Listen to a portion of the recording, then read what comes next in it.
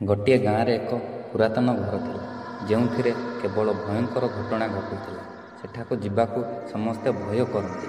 ହଁ, ଆଉ କୁହାଯାଏ ଯେ ସେଠାକୁ ଯଦି କେହି ବି ଯାଆନ୍ତି, ପୁଣି ସେମାନେ ଫେରି ଆସିପାରନ୍ତି ନାହିଁ।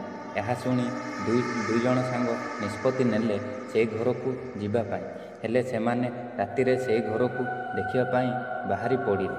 କିନ୍ତୁ ତାଙ୍କ ମନରେ ବହୁତ ଭୟ ଥିଲା। ସେମାନେ ଗୋଟିଏ ଘଞ୍ଚ ଜଙ୍ଗଲ ଦେଇ ସେହି ଘରକୁ ପହଞ୍ଚିଲେ। ଦେଖିଲେ ଯେ ସେହି ଘରେ ତାଲାଟିଏ ଝୁଲୁଛି। ତାପରେ ସେମାନେ ପଥରରେ ଛେଚି ତାଲାଟିକୁ ଭାଙ୍ଗିଦେଲେ। ତାପରେ ସେମାନେ ଭିତରକୁ ପ୍ରବେଶ କଲେ।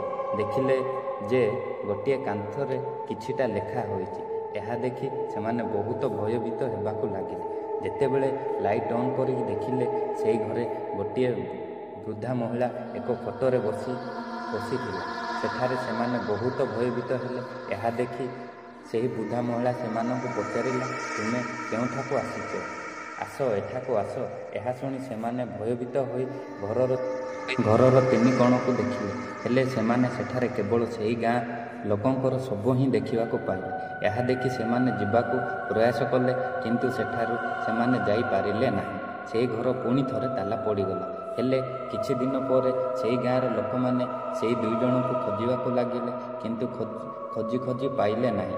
ହେଲେ ଖୋଜି ସେମାନେ ସେହି ଘଞ୍ଚ ଜଙ୍ଗଲ ଦେଇ ପୁଣି ଥରେ ସେହି ଘର ପାଖକୁ ପହଞ୍ଚିଲେ। ହେଲେ ଦେଖିଲେ ସେହି ଘର ପାଖରେ ଗୋଟିଏ ଗଛ ଥିଲା। ସେହି ଗଛ ମୂଳରେ ଦୁଇ ଜଣଙ୍କର ଶବ ପଡ଼ିଥିଲା। ଏହା ଦେଖି ସମସ୍ତେ ଭୟଭୀତ ହେଲେ।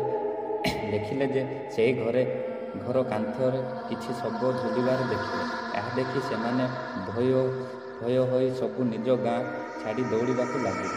ଏହାପରେ ସେମାନେ ନିଷ୍ପତ୍ତି। ମୁଁ ଆଶା କରୁଛି ସାଙ୍ଗମାନେ, ମୋ ଭିଡ଼ିଓଟି ଆପଣମାନଙ୍କୁ ବହୁତ ମଜା ଏବଂ ବହୁତ ସୁନ୍ଦର ଲାଗିଥିବ। ଆଶା କରୁଛି ଆପଣଙ୍କର ମତାମତ ନିଶ୍ଚୟ ରଖ।